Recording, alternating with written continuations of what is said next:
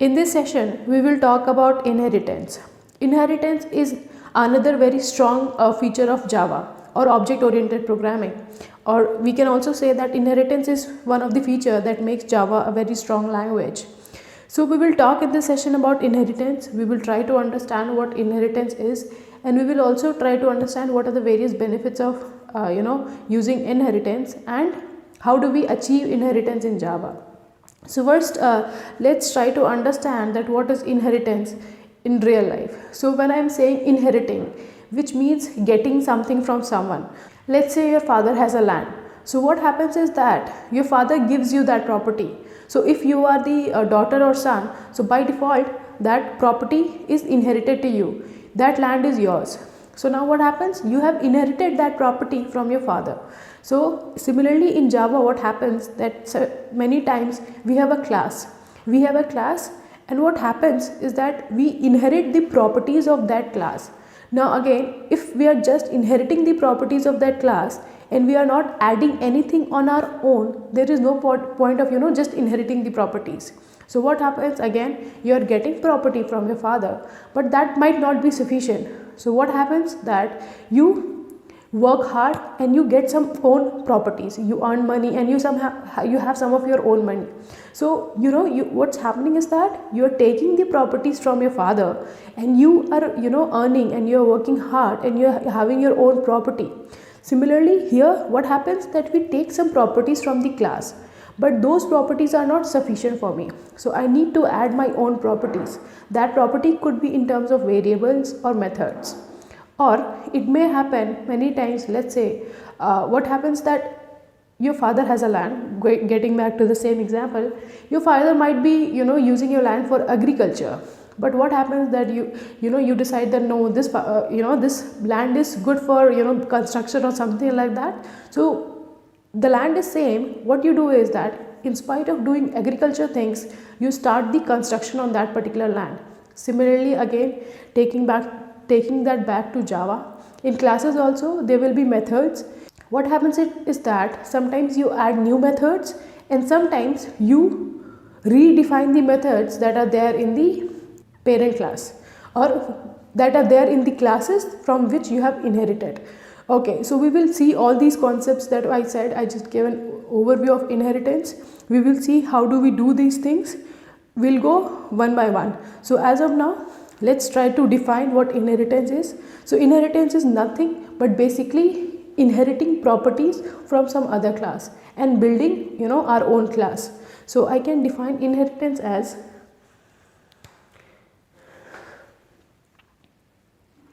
create new classes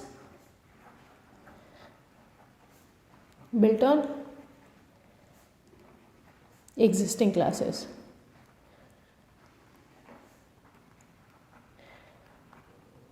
Okay, so inheritance is creating new classes built on existing classes. There could be various reasons for it. Again, I said that one could be that you want to add some new features to your class, plus you want to have the features that are there on the existing class. Plus it may happen that you want to have your own definition of few of the features that are there in the existing class. Now there are few terminologies that come around here. So what happens is that whenever you create a new class, the new class is the child class, or you can say subclass, and the existing class is the parent class and the or superclass. You can use either of them. If you are using child class for new classes, you will be using parent class for existing classes. Similarly, if you are using subclass for new classes, corresponding you will use superclass. Now coming back to that, how do we achieve inheritance in Java? So in Java we achieve inheritance using extends keyword. So let's again take a example. So let's say there is an employee. Let's say there are several employees in an organization. So I'll create a class employee.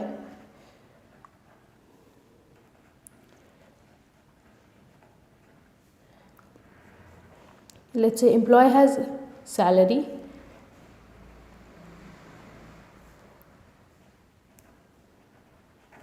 name, and there is a method get salary.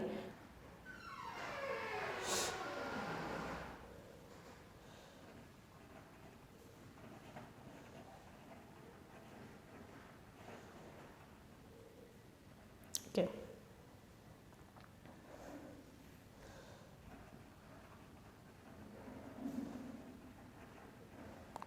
So there are several employees in our company, and all of them will have a salary name and get salary. Get salary is a method which will be returning the salary. Let's say among those employees there is a programmer, and the programmer has some special privileges. The programmer gets a monthly bonus based on how the programmer works. So what will I do? So obviously the programmer will also have salary, name, bonus. Okay, and the programmer will also have the get salary method. Okay, now how do I write a different class for the programmer?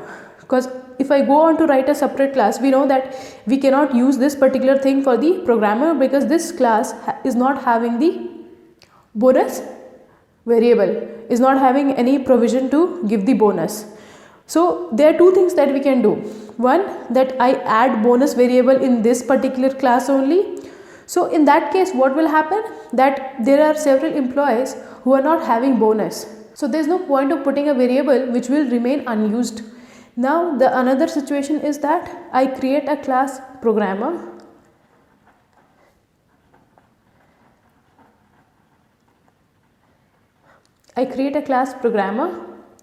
and again I write all these things. The programmer will have salary, name, so I put everything in this class. So what I am doing is that I am again writing the same set of codes here again inside the programmer, plus I am adding the bonus.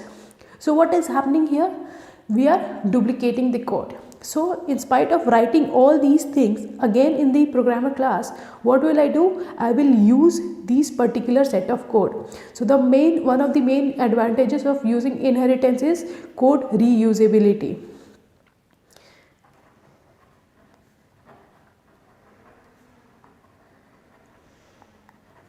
So we are reusing the code. So in spite of writing this code again and again, whatever is here I am reusing it. So I can say that the programmer will inherit these properties from employee. So if programmer is an employee, then obviously programmer will have salary, name and get salary, plus it will have its own features. So what will I do now? How do I inherit employee? I will write like this: class programmer. Okay, I'll write it again here. Class programmer extends is the keyword here, extends employee.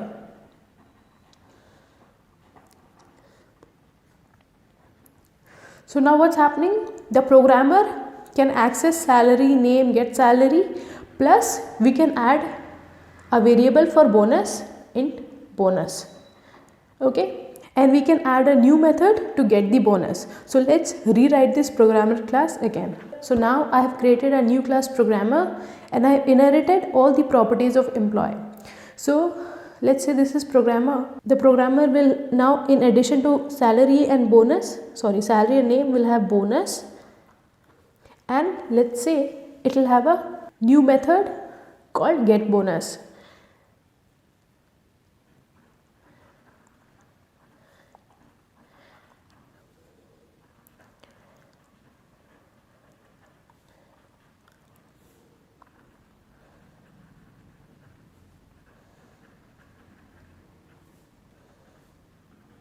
Okay, now so we have a class called employee and we have a class called programmer. Okay, this is the employee class, this is the programmer class. Now let's say I have to access the salary of programmer. So how do I access it? So one thing is that once the child has inherited the properties of parent, we can access it the elements just like they are its own property. For example, in order to access bonus of a programmer, what will we do? We will create an object and then we will access the bonus. So we can simply do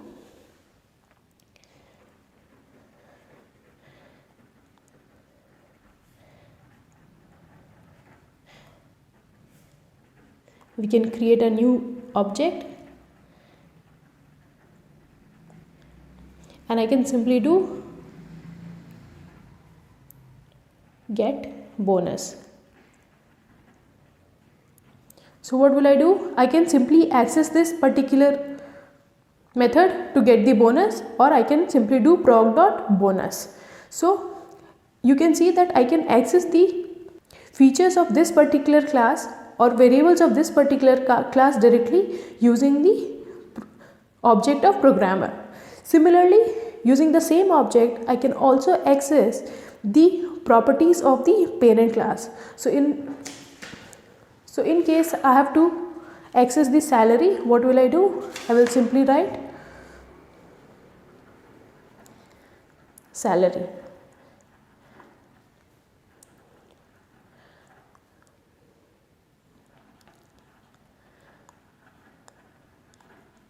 So what is happening? These features, whatever features were there in the employee class, are now the features of programmer.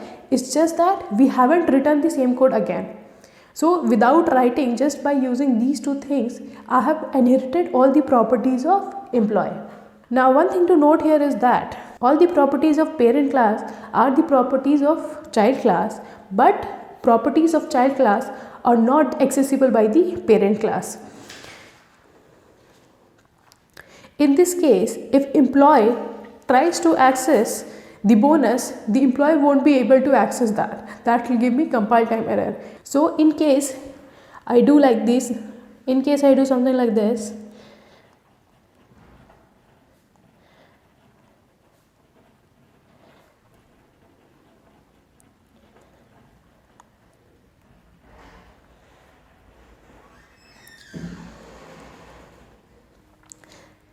this gives me an error.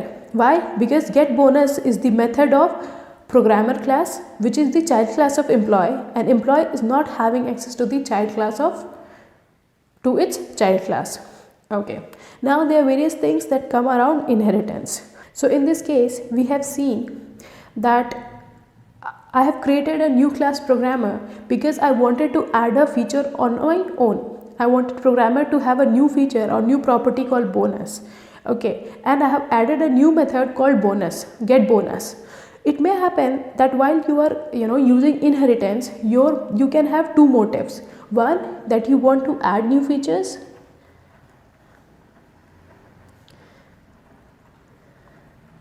or you want to redefine the existing features.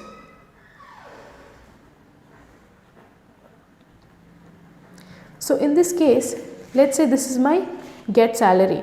So we know here that in case of programmer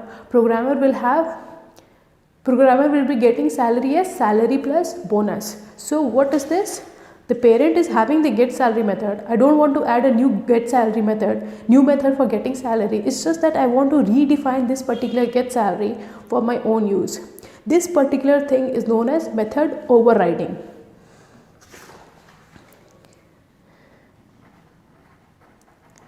Method overriding. So what is method overriding? In method overriding, you redefine the methods that are there in your parent class.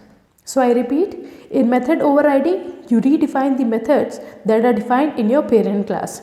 Now again, here it is not necessary to redefine the parent class, redefine the methods. It might happen that whatever definition parent is having of a particular method, that is okay with you and you don't need to redefine it. But in case you redefine it, that is called as method overriding. Now, method overriding, how do we do it? In this particular case, what will I do? I will again write this particular method, public int get salary, and I will return bonus plus salary. So what we have done, we have overridden it. And in Java, when you're writing a program and when you override a parent class method, you have to provide an annotation called @override. So this is an annotation which tells Java that okay, this is the method that is getting overridden or redefined. Now let's go on to see the other terminologies that are there in inheritance. Now we will discuss another important keyword used in inheritance. Okay, now let's take a example here. I have written two codes here. In this particular class, in this class employee, I have this salary and I have this 5 lines of code to decide salary of a person. So I have this particular thing that if salary is greater than 1000, return salary, else return salary into 1000. So I have few lines of code. Okay, now let's say the same thing applies on programmer. It's just that for programmer, whatever salary comes out of this, we add bonus to it. So now when we go on to define get salary method for programmer, what will I have to do? Will I rewrite this particular thing? Okay, so let's take, I have programmer here.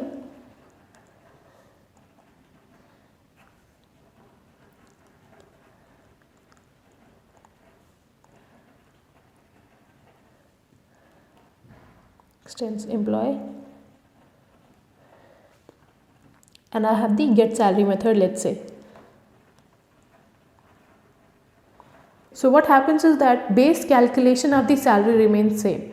So base calculation of salary will remain this only, and whatever salary comes out, we will add bonus to that for programmer. Now again I have two approach. First is that I write these lines of code again here. So this is just 5 lines of code. Again for these 5 lines also, it makes no sense to write them again here. So what will I do? So how will I use this particular get salary method of my parent class? I will do this using super. So super is a keyword. Super is a keyword, and the super always refers to the parent class. Super always refers to the parent class. So in this particular case, I want that my get salary method should use this particular method, and whatever output comes up, I'll just add bonus to it. So how will I call this particular method? I will do super dot get salary. So whenever I do this super dot get salary, let's say I have like salary is equal to super dot get salary. So whenever I do this super dot get salary, what happens? Get salary of my parent class will get called. This particular get salary is called, the calculation is done, and the salary is returned to this. And now after I got my salary, I can simply do return salary plus bonus. So after I have got my salary from the parent class, I can simply do return salary plus bonus. So super is another important keyword that's used in inheritance. Again I am repeating, super refers to the parent class. So if you do super dot salary, it will refer to this salary. If you do super dot get salary, it will refer to this get salary. One particular use case we have seen that using super, we can reuse the code that was there in the parent class. Now let's say there is another scenario here. I have kept salary as private. So whenever I keep any element as private, then only methods of that particular class can access this.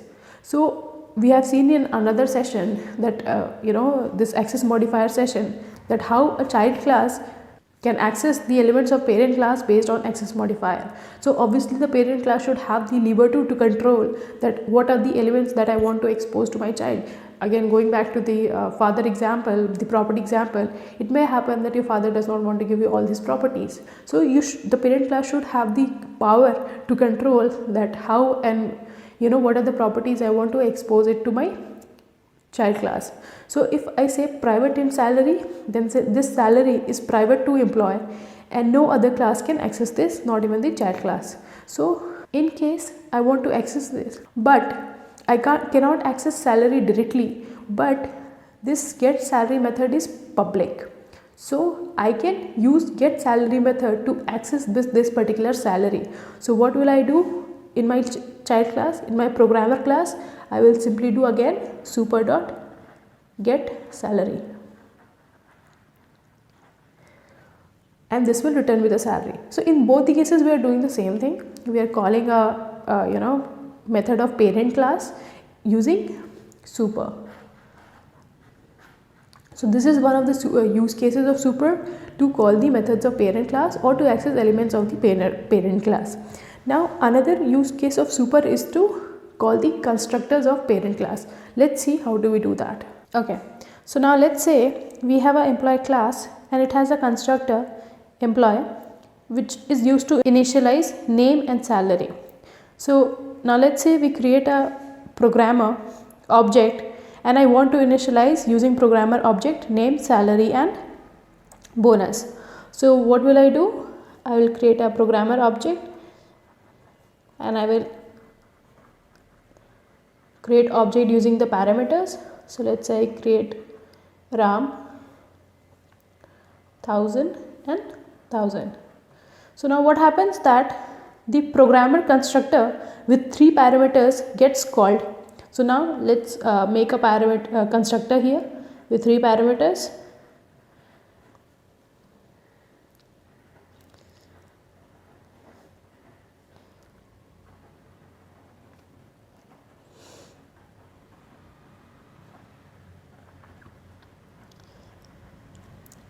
Now what I can do is, in spite of writing this thing again, this dot name and this dot salary here, I want to again use this constructor. I want to use the constructor of the parent.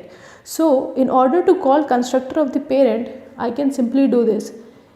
I can use super keyword to call the constructor of the parent, and depending upon the number of parameters given in the constructor of parent class gets called. So in this case we have a parent class constructor with 2 parameters. So I can simply pass name and salary. So what happens when this gets executed? This particular constructor is called, name and salary is initialized, and then I can initialize the bonus. So we are using this super keyword to call the constructor of the parent class. So in this case we had 2 parameters, and we have seen earlier also that we can have constructors with 0 or more parameters. Depending upon the number of parameters we pass to this super, the corresponding constructor of super class gets called. So these are the 2 use cases of super. Now let's discuss the types of inheritance that is there in Java. So we have single inheritance, multi-level inheritance, and we have hierarchical inheritance. Okay, excuse the spelling. Inheritance. Okay, so whatever we have seen till now comes under single inheritance. In single inheritance, what happens? We have a parent class and we have one child class which is inheriting from that parent class. Okay, so that's a single inheritance. What happens in multi-level is that, so let's say in programmer also we have a team lead. So team lead is also a programmer, but team lead, you can say that it also manages the number of people. The team lead may have more perks, and the team lead may be reporting to some other person or reporting to management. So the team lead will have more features. So obviously team leader is an employee, team lead is a programmer, plus team lead has its own feature. Let's say the team lead has a new method of the number of people who are reporting to her or him. So what's happening here? We have a employee, then we have a programmer. This programmer is inheriting all the features of employee, and then we have a team lead who is inheriting all the features of employee and programmer. So in employee we had name and salary. In programmer we have name. So the programmer had access to name, salary and bonus. and this team lead who is extending programmer. So this is a level that is getting graded, as you can see. So hence this is multi-level. We have an employee, programmer is extending from employee, team lead is extending from programmer. Now team lead has access to all the elements now, which is name, salary, bonus, and let's say number of people who are reporting. Now how the syntax will go, it will be just another class, and it will be class team lead extends programmer.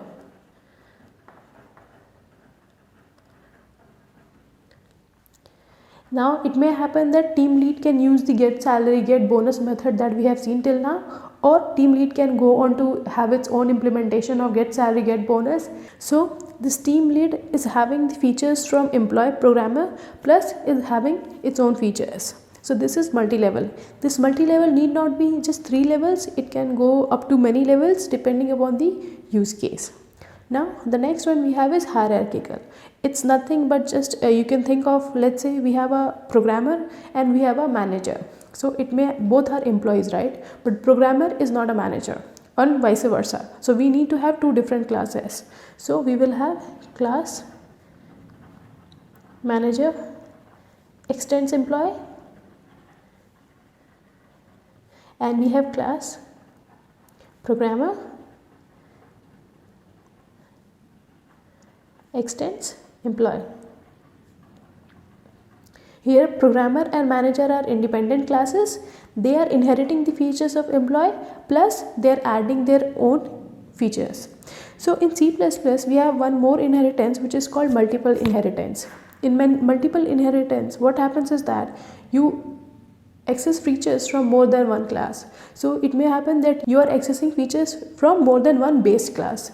So whenever we are using the terminology base class for the parent class, we use derived class for the child class. So it may happen something like that, team lead extends programmer, comma manager. So we have a team lead, and the team lead can be a programmer, and the team lead also plays a role of somewhat like a manager. So the team lead can extend programmer as well as manager. So this is called multiple inheritance, when a class inherits from more than one class. But in this case, in Java, multiple inheritance is not supported. Something similar to multiple inheritance is supported using interfaces. So we will discuss what is an interface and how that is supported using interfaces. But in case of inheritance using extend keyword, you cannot inherit from more than one class. This is not valid in Java. Now why this is not valid in Java? So let's say we have a method called get salary, which is there in programmer also and manager also.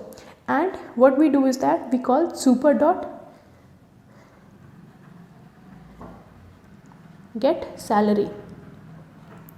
So we have this get salary method both in programmer and manager, and we are calling super dot get salary from the get salary method of team lead. So now the compiler gets confused that I should call the get salary method of programmer or manager. So in order to avoid such confusions, multiple inheritance is not supported. So that these are the types of inheritance that we have. Now, again, as I've said before also, that a class, a parent class or the base class should have the liberty to control whether I want to be inherited or not, I want to get inherited or not, or my features or let's say my methods and variables can get inherited or not. So in this session, we will discuss that how can we prevent inheritance. So in order to prevent inheritance, we use the final keyword. In case I want that a particular class should not be inherited, we declare the class as final. So I write something like that. So let's say I want that employee class should not be inherited. So I will write public final class employee. So in this particular case, I have declared employee as final. So if we try to create a subclass or child class of employee using public programmer extends employee, that will give you an error because this class is final and this class cannot be inherited. So we have seen that in case we don't want that our class should be inherited, or subclass should be created from the class, we can make the class final. Now let's say I don't want that my whole class should not be inherited, I just want that few of my methods should not get inherited. What we do in that class is that we don't make the class final, we just make those methods final that I don't want to be overridden. So I'll have simply class employee.